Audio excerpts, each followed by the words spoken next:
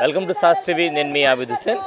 ఏపీలో 5 ఎమ్మెల్సీ స్థానాలకు సంబంధించి ఎన్నికల నోటిఫికేషన్ అయితే విడుదలైంది. ఇందులో భాగంగా తెలుగుదేశం పార్టీ పొత్తుల్లో భాగంగా ఈ 5 స్థానాలకు ఒకటి జనసేనకు, ఒకటి బీజేపీకి కేటాయించిన నేపథ్యంలో మిగతా 3 స్థానాలు ఏవైతే ఉన్నాయో దీనికి సంబంధించి ఒక స్థానాన్ని నెల్లూరుకు సంబంధించినటువంటి బీదా రవిచంద్ర గారికి ఇవ్వడం జరిగింది. దీంతో చాలామంది ఇక్కడ సంబరాలు చేసుకుంటూ ఉన్నారు. నెల్లూరు సంతపేట ప్రాంతంలో ఉన్నాం.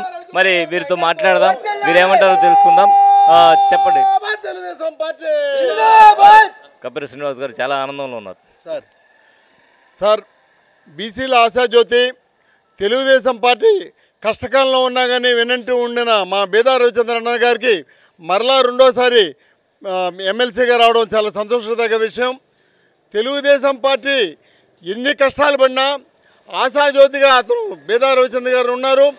ఏ నాయకులు ఎంతమంది పక్కపోయినా కానీ నేనున్నానని చెప్పి నెల్లూరు ప్రజలకి భరోసా ఇచ్చి, నెల్లూరు కార్యకర్తలకి భరోసా ఇచ్చి పార్టీని బలోపేతం చేసరికి నిరంతరం పనిచేసిన శ్రీ బీదా రవిచంద్ర గారికి ఎమ్మెల్సీ రావడం సంతపేట వాస్తవులుగా 49-50 డివిజన్ వాస్తవులు మాకందరూ కూడా చాలా ఆనందంగా ఉందని చెప్పి మేము తెలియజేస్తున్నాం.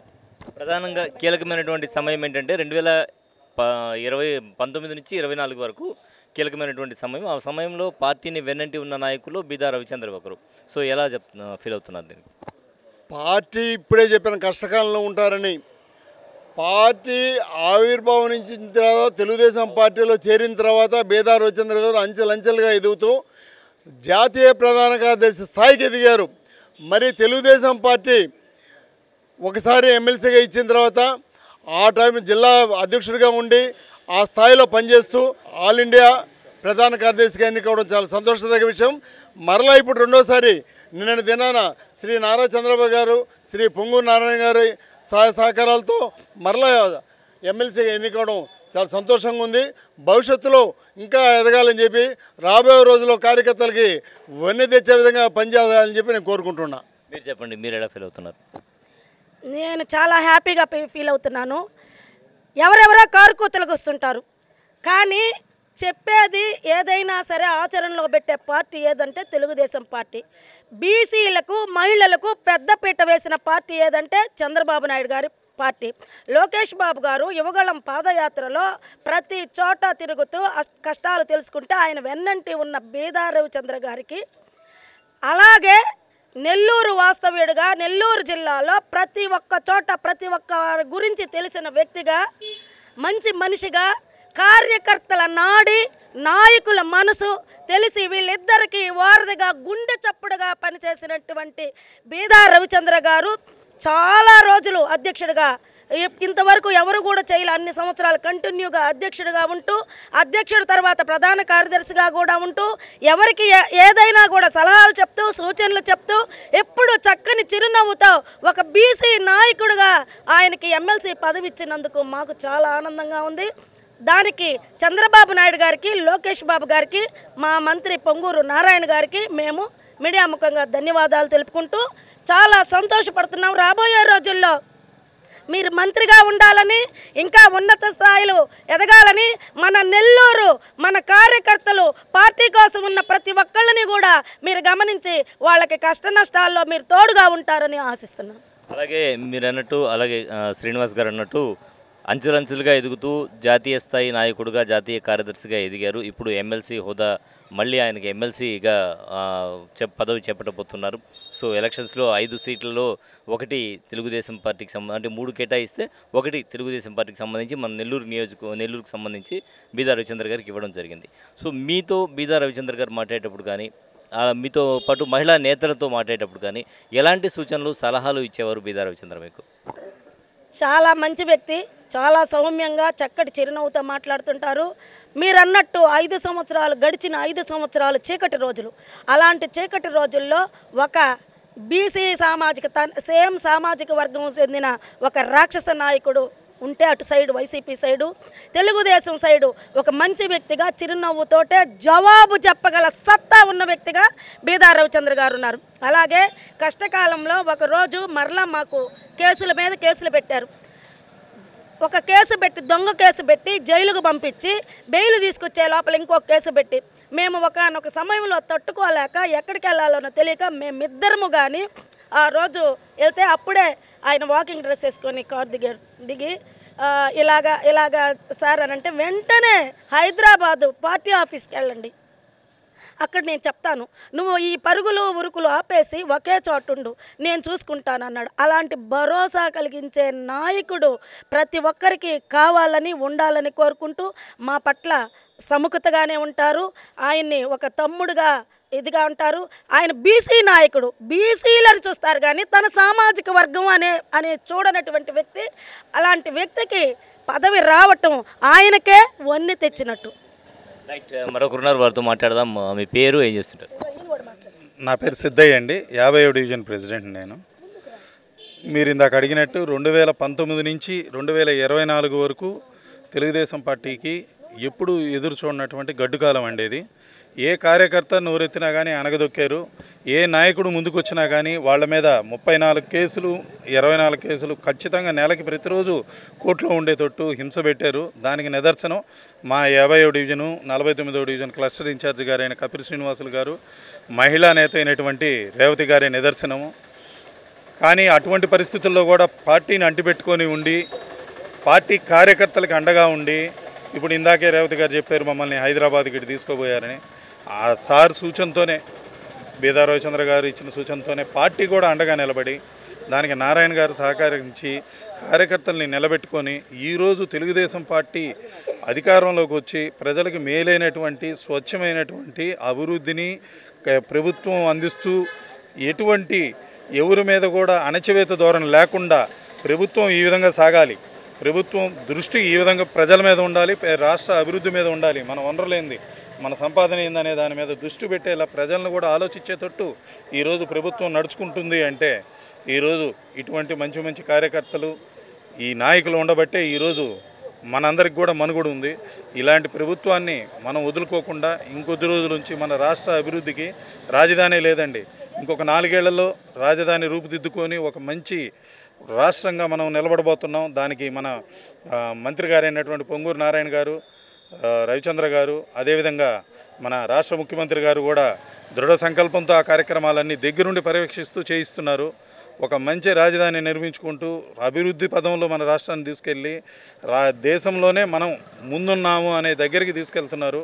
ఇటువంటి నాయకులకి ఇంకా మంచి పదవులు, ఇంకా ఆయుష్ ఆరోగ్యాన్ని ఇచ్చి ఆ దేవుడు ఇంకా ముందు వాళ్ళని మనం వాళ్ళకి సేవ చేసుకునే అవకాశాన్ని కల్పించాలని మేము ఈ సందర్భంగా మీ ద్వారా తెలియజేసుకుంటున్నాం. రైట్, ప్రధానంగా ఏంటంటే ప్రభుత్వాలు మారినప్పుడు ఖచ్చితంగా కార్యకర్తల మీద అలాగే నాయకుల మీద ఒత్తిడి ఉంటుంది పార్టీలు మారని.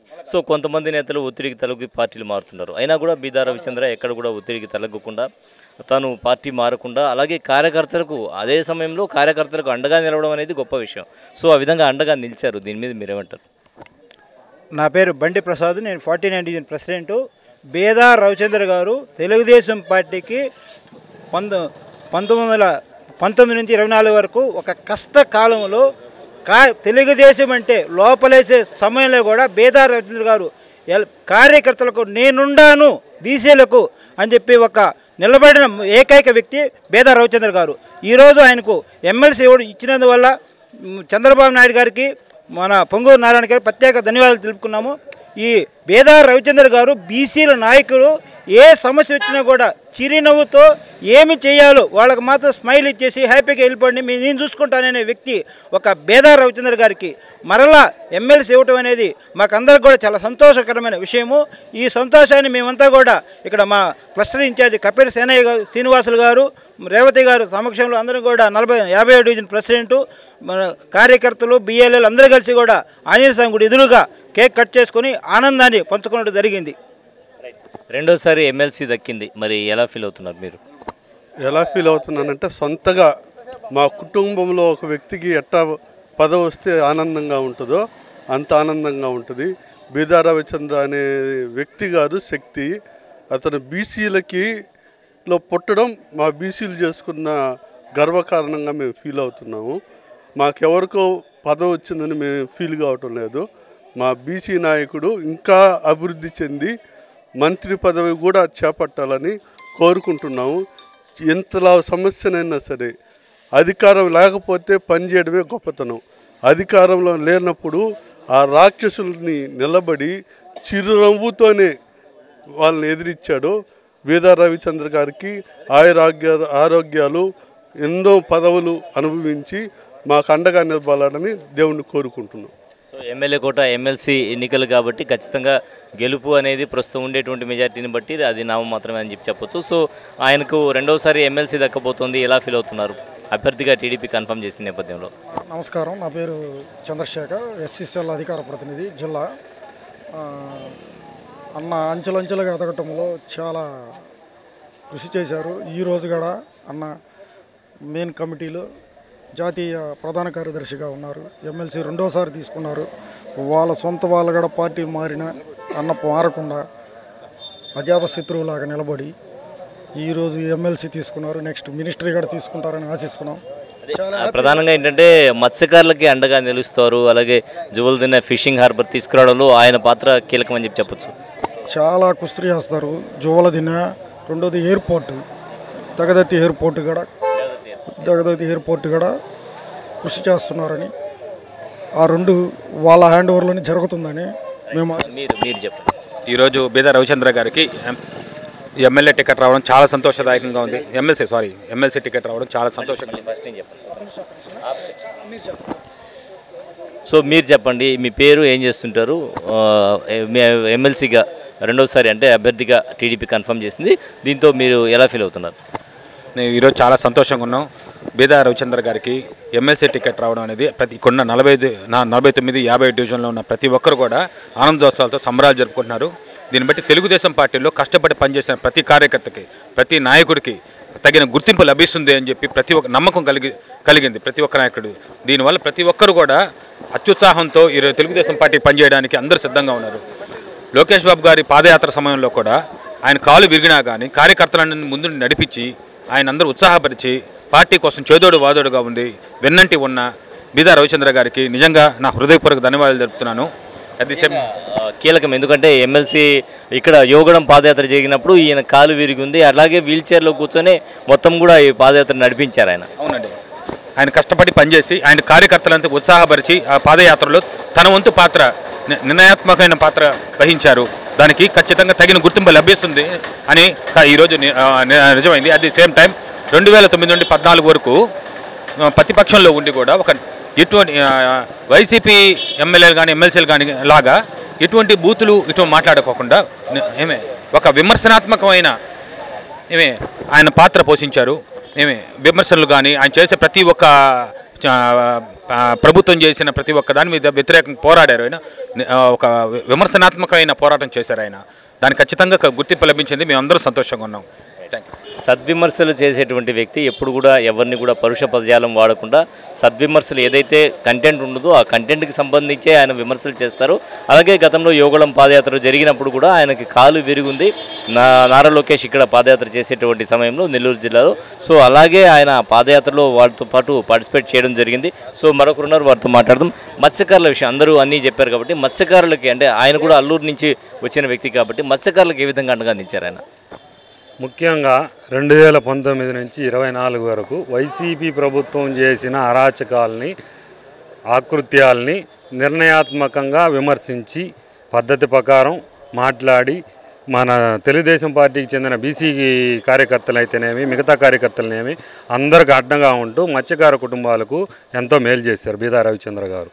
తెలుగుదేశం పార్టీలో కష్టపడి పనిచేసిన కార్యకర్తలకు కానీ నాయకులకు కానీ గుర్తింపు ఉంటుందని చెప్పి మరోసారి నిరూపితమైంది. బీదా రవిచంద్ర గారికి రెండవసారి ఎమ్మెల్సీ ఇచ్చిన మా అధినాయకుడు నారా చంద్రబాబు నాయుడు గారు, యువ నాయకుడు లోకేష్ గారు, మా మంత్రి గారు అయిన పొంగూరు నారాయణ గారికి ధన్యవాదాలు తెలుపుకుంటూ రవిచంద్ర గారికి శుభాకాంక్షలు తెలియజేస్తాం. ప్రతి ఒక్కరు కూడా ఆనందోత్సాహాలతో సంబరాలు చేసుకుంటూ ఉన్నారు. ప్రధానంగా మీరు మాట్లాడతారండి, చెప్పండి, ఎలా ఫీల్ అవుతున్నారు?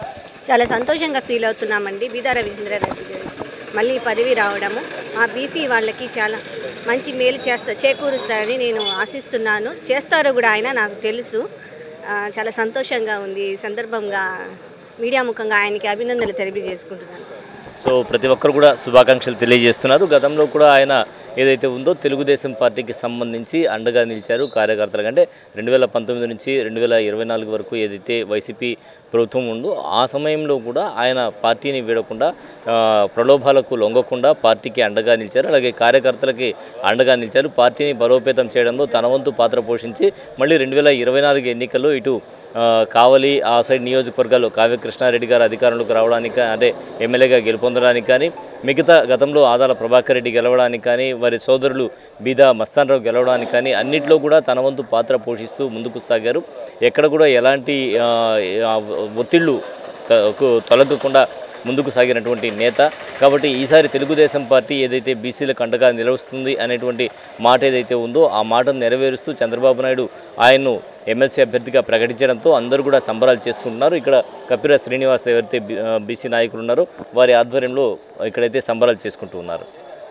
కెమెరామెన్ మహేష్తో హుసేన్ సాస్ టీవీ నెల్లూరు.